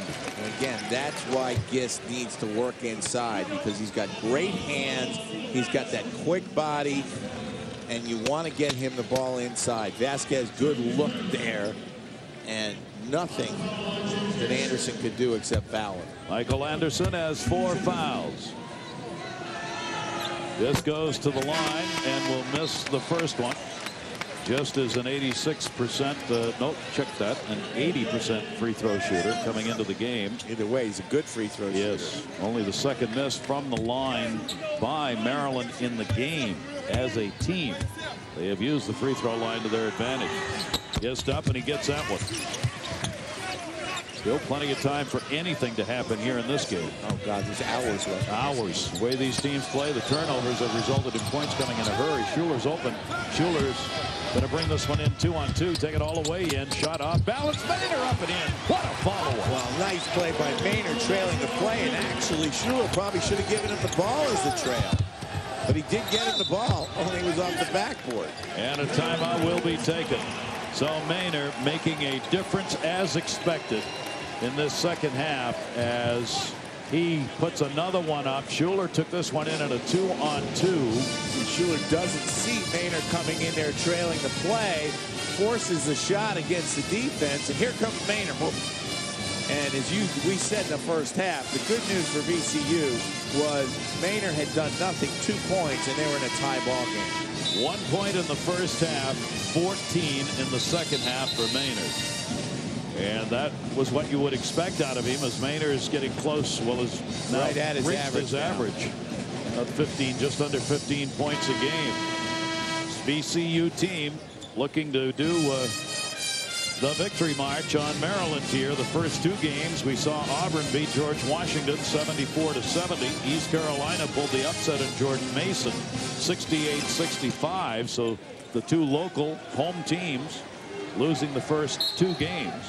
And now Maryland, which is the home team here, fighting against VCU. Now, if Maryland loses this game, you know what that means. It means all 3 local coaches are going to scream at me. You wouldn't happen to be the one who sets these matches up, would you? I think I made a couple phone calls. Thank you. Knocked away. Another outstanding defensive play by VCU. Again, they just attacked those passing lanes so well. Kersey that time knocked it away, and Maryland knocked it out of bounds. It's a mark of a team that really knows how to play defense. Not just playing hard, but playing smart. Turnovers 5 against 1. Maryland with that larger number here in the second half. Again, remember Anthony Grant's coaching pedigree. Rick Pitino, Billy Donovan, 2 pretty good defensive coaches. Rodriguez stays in the game. Kersey, Shuler. Rodriguez almost following that one. Maynard on the near side gets the bounce pass, goes the lane. Back outside, Shuler, their 3-point shooter. Maynard, 10 on the shot clock. Shuler, 3. In and out, tip deep. Rodriguez, a second tip to Maynard. That's an example of a long rebound and the offensive team staying after it. VCU gets to start that clock again with 6:12 left to go in the second half. Shuler, Maynard on this near side. No hurry. They've got the lead. Rodriguez up, no good. Melbourne got the rebound. Maryland back up. Vasquez. Big possession here for Maryland. Hayes gets it underneath. Just looking, had nowhere to go. Well, they'll bring it back on top. Good patience there by Gist, not forcing anything. Bounce pass underneath. Gist turning it in the lane, and he gets the 2. Very good possession. They got the ball in the post to a guy who could score from there. And Gist 9 points, 5 rebounds for him in the game. VCU instructions coming from the sideline. Anthony Grant shouting it out to Maynard. When you slow it down with a lead when you're an up-tempo team, that's going out of your personality. But there they went inside to Kersey. Kersey's played a strong game coming off the bench. He looks like he may need a breather. I thought they were going to run clock there, and they didn't. I think they fooled Maryland a little bit. Vasquez will bring that one up. First field goal in the game for Kersey. and couldn't be at a much bigger time. 66-59, under 5 to go here in the second half. Vasquez driving on Rodriguez, a pick, a turn, a shot, no good, but he got fouled. He got pushed as he went to the basket. VCU playing zone, both teams in zone now, which is kind of interesting for teams that like to be aggressive. That wasn't a bad defensive play. I'm not sure Vasquez didn't create the contact there, but 9 times out of 10, the offensive player is going to get that call. Pistolnikov called on the foul. Vasquez able to put it in. Notice I let you pronounce his name. I was going to every say, time. you haven't said his name yet. Nope. Vasquez. Listen, I could say Kaipanoa Kahiako and Hada, though, the Navy quarterback. You're all set. Perfect. 12 points for Vasquez, as he is 5 for 5 from the line. Pistolnikov. There you go. The rule is that when you have 5 syllables in your name and we're doing the game, you don't get to play. So I don't understand why he's been in there so much today. I don't think Anthony Grant got the memo. Maynor is coming out of the game now, and not sure why. Just for a quick breather. He's standing over there. The training staff isn't looking at him. No. Only 4:50 left to go. It'll be a short break, I would assume here. It's a ways to go till the next TV timeout. I'm a little surprised at this point. It comes in on the near side. Shuler for 2. Off. Husby with a rebound. Maryland.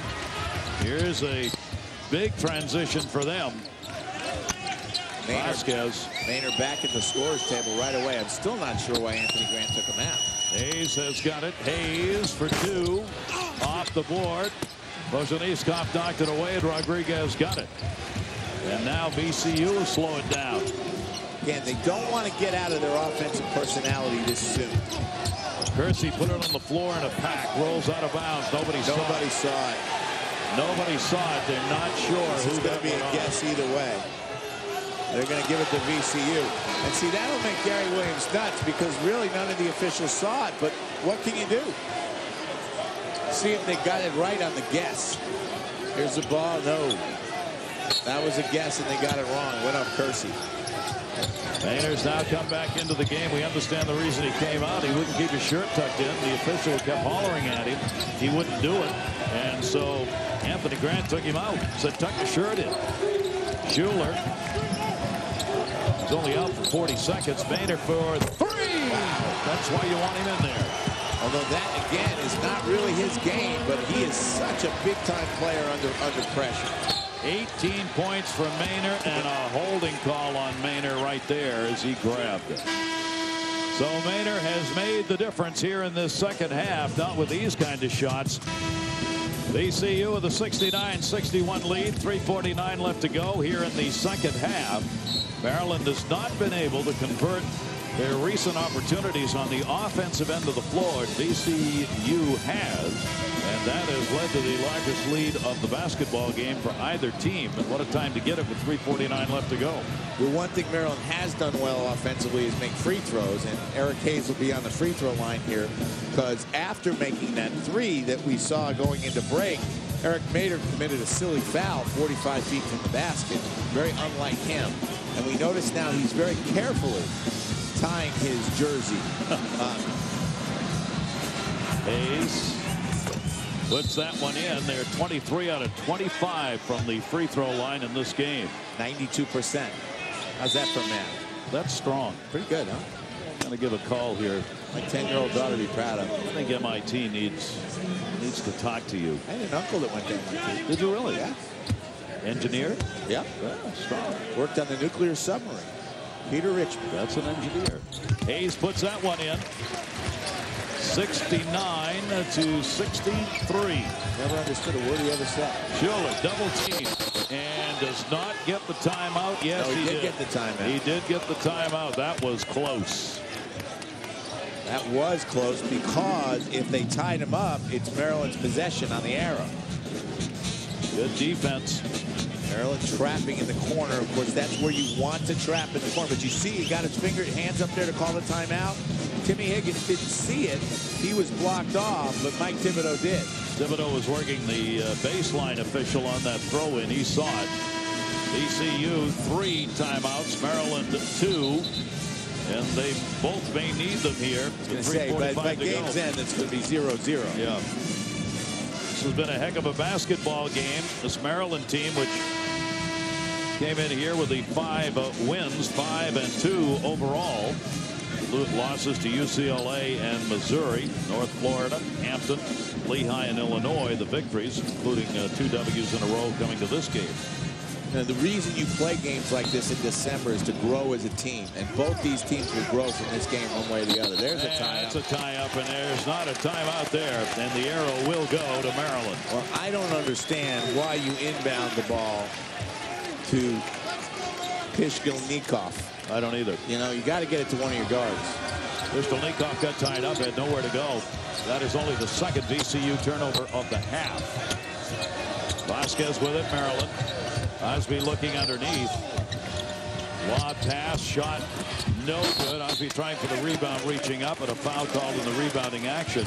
He's going to go on VCU. Osby got fouled. And VCU now is in the 2-shot foul, or Maryland will shoot 2 free throws for the rest of this game. Osby, another one of Gary Williams' junior college recruits. He's had some pretty good ones. Steve Francis comes to mind. Brian Randall comes to mind. And now Osby. 4 for 4 from the free throw line. 10 points in the game for Osby. It is up and good. They said he's not pretty, but he's effective there, isn't he? Maryland wins this basketball game. This is where they will have won it from. The free throw strike. Well, if he makes this and they're 25 for 27, don't ask me the math on it. I'm not going to ask you that. Ask Marty. He's got a computer. And missed that one. Rebound tipped away. Shuler's got it. Shuler, by the way, was charged with that last foul. Maynor in there. They will try and run some time off now each time down the court, but that is not the way they played the game. And that, again, 3:19 is an eternity in college basketball. You need to run your offense. Maynor thought about going in. Vasquez denied. Maryland back in man-to-man, which could open things up for Maynor here, going right at Vasquez.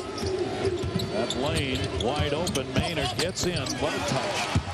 He has a great touch when he's able to get in the paint. He is tough to stop one-on-one in that lane. Gary tried to switch defenses there, and Maynor recognized it right away. 20 points for Maynor in the game. Hayes. Bounce underneath Vasquez. Osby cannot hang on. Comes back to get it. Hayes. That's for 3. Rebound up in the air. Osby. He gets it and got fouled. And give Gist a huge assist. I don't know if statistically that'll be an assist, but he was the one who deflected that rebound in the air. Watch it come off the back rim here, and Gist gets a hand on it there and deflects it to Osby, who's able to convert and gets fouled. Pishkelnikov committing the foul. Osby will go to the line with a chance for the 3-point play. Pishkelnikov is out of there with 5. Makes our lives easier. Doesn't make Anthony Grant's life easier. Again, that was such a huge play by Gist and Osby, because if VCU comes down with that rebound up 7, then they are at a point where they can start to work some clock. Now, if it's 4, they missed that one. It's 5, they still have to run their offense. It is tough for anybody to gain much of an advantage in this game. Again, still in man-to-man. They'll slow it down. Maynor sees it. Maynor will work it around, get a pick, try and get into the lane against Vasquez. Gist is sort of laying back there, waiting to come and help when Maynor gets in the lane. Maynor, Vasquez again, and he gets fouled. Maynor just waited till it was down to 7 on the shot clock, and the foul on Vasquez, and Maynor will go to the line for a couple. I understand the theory of wanting to play your best defense at the end of the game, and Maryland has been a man-to-man team under Gary Williams. But at this point in the game, you've got to make Eric Maynor give up the basketball. He's got a 20-point game going, 3 for 4 from the free throw line. He's also at 8 rebounds and 5 assists. Maynor. Here's a guy who couldn't hit from the floor in the first half. I think he also helped select the BCS teams tonight. Done everything else. Complain, complain, complain. No, I'm complimenting. Oh, okay. Even though who knows who should play in that game. That is up by Maynor. He's got it. Boy, is he having a great game. And he will go over to the bench as they'll get a 73-66 lead with only 2:08 left to go. And Anthony Grant calling that timeout, I think in part to set up his defense, but also really to give his guys a little bit of a breather here because of the intensity of the game. And he wants them able to get down in their defensive stance and get after a rebound if it's there on the other end. VCU looking for a big win here, as last year they won their 4th Colonial Athletic Association title with a record 28 wins and then beat Duke. And the irony is that Maynard, who hit the shot to beat Duke, was recruited at VCU by Jeff Capel, a graduate of Duke, who saw him play. A lot of coaches had backed off on him because of his shot, and he said, I think I'd like to have this kid. Worked out pretty well for VCU. Very well. Vasquez got to bring it up. Maryland's got to fight the clock a little bit now with 2:02 to go. They've got the three-point shooters who can eat up into that lead quickly. VCU hasn't given them much of a chance. Hayes knocked away at the Vasquez pass. Maynard out of bounds. Passing lanes again. Maynard, knowing he wants Hayes over there as a three-point shooter, comes and deflects the ball away. That 8-up time. Osby and Vasquez. VCU zone. Just foul line. It's not where they want to guess, but they almost got the rebound. Rodriguez diving for that one, and a whistle. Rodriguez's effort, I think, has created a foul here. He got tripped from behind going for the ball.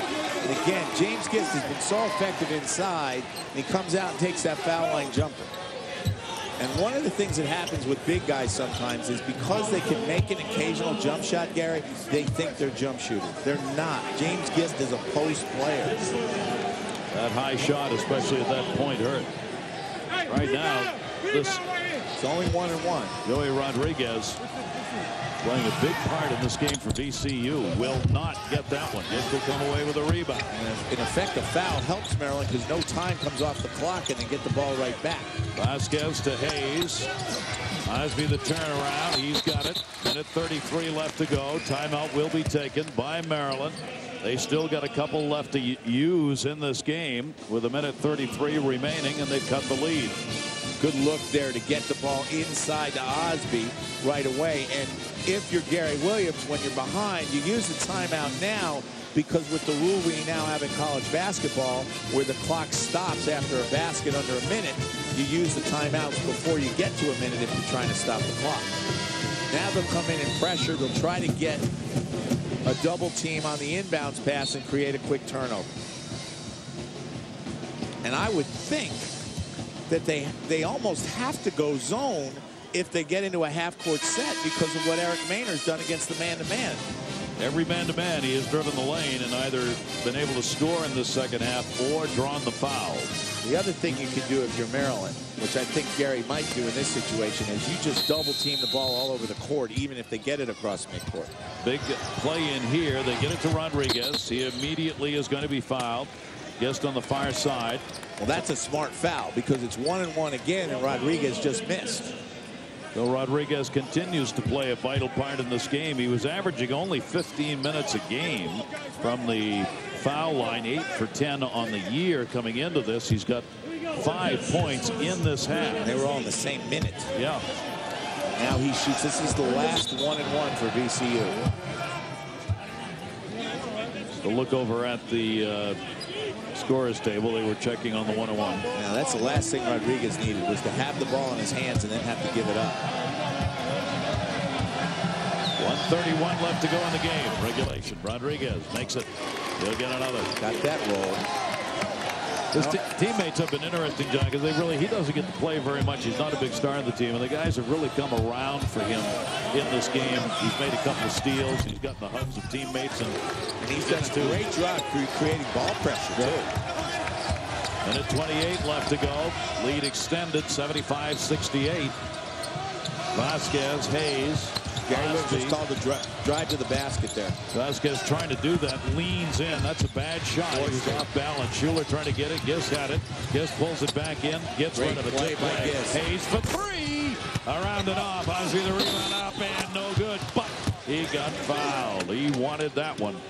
And if you're VCU, you're thinking we're so close to getting control of this game. They couldn't quite corral that rebound, couldn't quite corral that loose ball. And then Osby, on the other hand, couldn't quite make that layup that would have led to a three-point play. Hayes is going to make these shots before the season's over. He is a good shooter, but he's in a different role this year, being asked to make big shots at the end of games. We said all these timeouts were going to be eaten up before this thing was done.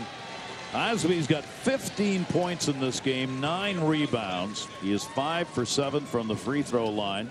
Sanders has fouled out. He committed that last foul against Osby. This is one of the worst rules in college basketball, that you basically allow teams a timeout on a foul out because you give them 30 seconds. Anthony Grant knows who he's subbing for Sanders. It's just an extra timeout for both teams. Osby's situation this year is that he started the first 2 games, then had a virus that kept him out of a game. They are not quite sure whether he's better as a starter or as a 6-man, because he's played so well when he does come off the bench. But he's playing so well, it's hard to keep him out of the game as a starter. And Dupree played well as a starter when Osby was 6, so that's why the other reason why they kept Osby coming off the bench. Osby has played a ton in this one, and he gets another big free throw. Put it this way, Gary, he may not start games, he's always going to finish games for this team. Osby can cut this to a 5-point difference with 1:06 left to go. And he does. Making that shot gives Maryland a chance to set up its press. VCU's got 2 timeouts. Maryland has 1 left. Rodriguez again coming back to get it, and he gets fouled immediately. I'm a little surprised they fouled that quickly, down 5, now that it's the two-shot foul. They really want Rodriguez to be the one to shoot for VCU, so they're willing to take the chance, but he converted. Last time to the line, he got a couple. A little less pressure here because he's not shooting 1-on-1. See how he handles it. Pretty smoothly. If I'm Maryland now, I think about fouling someone else on the next possession. 5'10", 165-pound freshman, Joey Rodriguez. Missed that one. Osby gets the rebound. Closing in on 1 minute left to go in regulation. Vasquez brings it up. Long pass and a bad one. I got a foul again here. Hayes reaching in as Kersey came away with a steal. That was a terrible pass by Grievous Vasquez. Cross court, you know, it's the kind in junior high school you look at and say, I could steal that ball. He put it up in the air there. That was a bad mistake by Vasquez. Very surprising. 19 turnovers, most of those coming in the first half for Maryland, so they have hit their average on the season in turnovers. Kersey gets it. Now it's VCU taking advantage of the free throw line, and a timeout with just 55.3 left to go. Being a home team so far here in the 13th BB&T Classic has not been a good idea. George Washington was at home. They lost to Auburn. George Mason was home. They lost to East Carolina University in 2 very good games. The first one decided by 4 points. The second one by 3. And this one is going to be right in line with the first 2 of the day. Now, of course, Jim Larinaga and Carl Hobbs and Gary Williams will all tell you this is a neutral court. It's been pretty neutral so far today. It certainly has. In terms of the outcome. But now, with that free throw by Kersey, it's a 3-possession game for VCU. And I think Anthony Grant called that timeout to say to his guys, do not foul. Keep the clock moving. There you see the great shooting from the free throw line. Maryland in particular has had, but here late in the game, Kersey able to put that one in. He's got 2. A lot of fans here from VCU. They drove up 90 miles away from Richmond, the home campus for them. That one just from the corner is not going to be any good. Rodriguez gets a rebound. I think he's got a couple in the game. Big smile on his face, too. He's had a terrific game. And again, I don't think James Gist out of the corner was what Gary Williams had in mind there. That's 5 rebounds for Rodriguez as he continues to get the love from his teammates. He deserves it. Yeah, he's freshman playing on this kind of stage. He's having his early career game. Well, he's one of those guys who, when Anthony Grant recruited him, there were probably guys who said, well, what are you taking him for? Well, here's the answer. And he gets another. 9 points in the game. VCU increasing their lead here with only 43 seconds left to go. Rodriguez, double-digit game with 10. 10 points, 5 rebounds. Vasquez moves it in. Maryland free. A big free right there. Vasquez at a timeout immediately taken. Maryland using their last time out of the game. Right. Last time out. 7-point lead. And again, now it's 3 possessions, and they're going to have to try and steal the ball on the inbounds. And if they can't get the steal, then they'll have to foul right away, as they've been doing. First time these two teams have ever played against one another, and putting on an outstanding show. Maryland would be 5-3 if they do not come back. VCU would improve their mark to 4-3 on the season. And these early games are the ones where you try and, as John said, you're trying to find the people who can get it done for you, build some kind of momentum to move into your play within your conferences. And you're building your resume too. If you're a team like VCU in particular, you're in the CAA, which has gotten a couple of bids the last 2 years. Of course, George Mason, remember, was an at-large bid in 2006, a controversial choice of getting into the tournament as an 11th seed. When you get to March, you're VCU. If you don't win that CAA tournament, one of the things you do if you win this game is you point back and say, well, we beat Maryland and Washington back on December 1. And the committee will take note of that. They haven't done that. Yeah, they haven't done that yet, but they're in a pretty good position right here. This ball game tight throughout. 14 times it was tied. 16 times a lead change. Shuler's got it, and he will be fouled immediately, and will go to the other end. Surprised they didn't throw it into Rodriguez again, given the way he shot free throws. But Shuler, of course, has been their best shooter all day. 28 points in this game for Shuler, 10 for Rodriguez. Both have towed the line here in the last 2 minutes of this game. Shuler now. Barry Williams, the official behind the play, checking on the clock, I believe, to make sure the time is right, and drawing a little time for his players. Was that Milborn's 5th per chance? I don't think so. I don't have the stats. No. Milborn does not have 5, does he? Is Milborn out of there? Personal fouls, he is. You're right. Because I wondered, because Mike Thibodeau went over and said something to Gary, and then Gary turned to his bench. And usually that indicates that officials telling a coach he's got a player fouled out. Shuler keeps that mark perfect. 4 for 4 from the 3-point line. A 30-point game. And he just shoot the 3 here. Vasquez from deep. He got fouled. Takes it up and over as he was able to nice fake get the there by defender Vasquez. in the air. And that created the foul. That's what Anthony Grant did not want, especially on a 3-point shot. Michael Anderson will be charged with the foul, and I think he is out of there as well. Anderson is fouled out. That'll give Maryland a chance to regroup on the side here as VCU makes the change. I think we'll get out of here by midnight. What do you think? Well, this is what you'd figure at the end.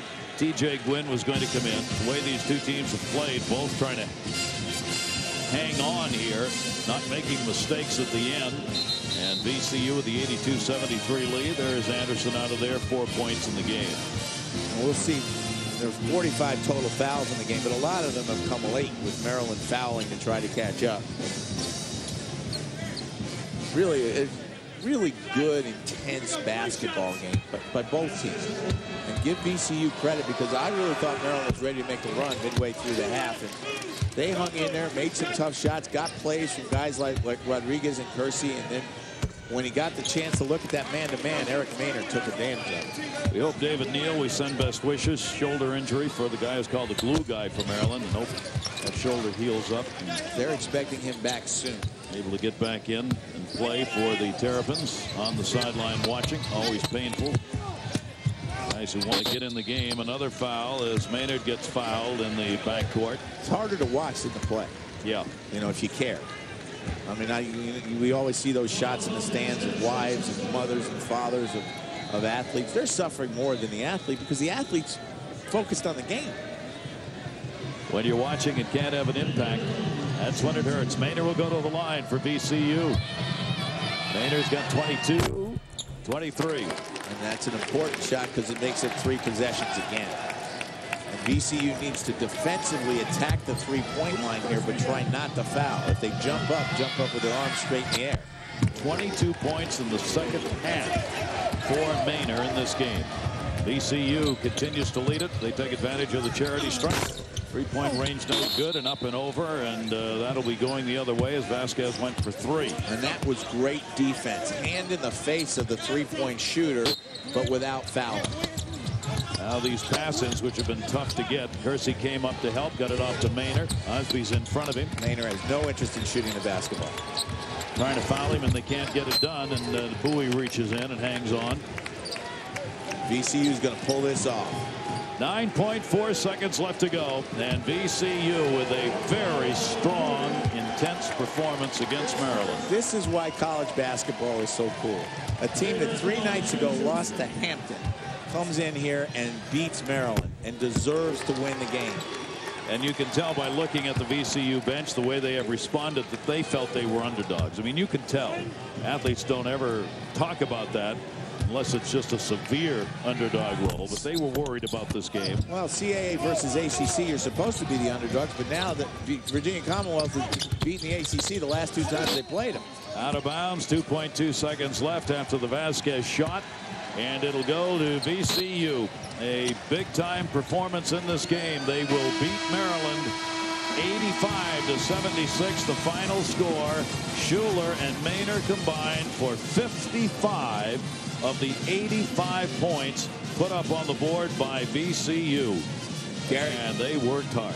They really did, and they did a great job against the Maryland pressure. They adapted in the second half, cut back on their turnovers, and got the ball in the hands of Eric Maynor, and boy, can he play when he gets in the lane. Tremendous basketball game. You love to see the intensity that comes from defense, because defense is effort, and both of these teams decided they were going to play defensive basketball. Jennifer Network's player of the game, Jamal Shuler, a 30-point performance as he was 6 for 11 from three-point range. And VCU gets the 85-76 win. Let's check in with Debbie Taylor. Okay, thank you very much, Gary. Jamal, 30 points tonight. What was the key to your consistency offensively? Just being aggressive. You know, Coach wanted us to attack. You know, we coming off a disappointing loss by 9, and we beat a powerful team out of the ACC by 9 today. So just being aggressive. You were tied at the half. What did Coach say to you? We playing VCU basketball. You know, just keep it up, take it to another level, and I think we did that. Eric Maynor had a very tough first half, scoring only 2 points, but then he goes out and scores 23 in the second half. Right. What was the key for him in turning his game around? Aggression. You know, I'm always in his ear. You know, I think he's the best point guard in the nation, so I know it's a tale of 2 halves, so he just came out and just kept going, kept fighting. What did you think of Rodriguez tonight? Oh, man, clutch. I love him. What does this win mean for your program? It means a lot. You know, it's the first meeting of both teams' history, so it means a lot, and it gives us a boost going into our conference play. Okay, great job tonight, Jamal. Thank you very much. Let's go back over to Gary. All the teams that came to visit came away with wins, as the teams that came from home, GW, George Mason, and Maryland, all in the neighborhood. The hood was not very favorable tonight. 85-76 VCU.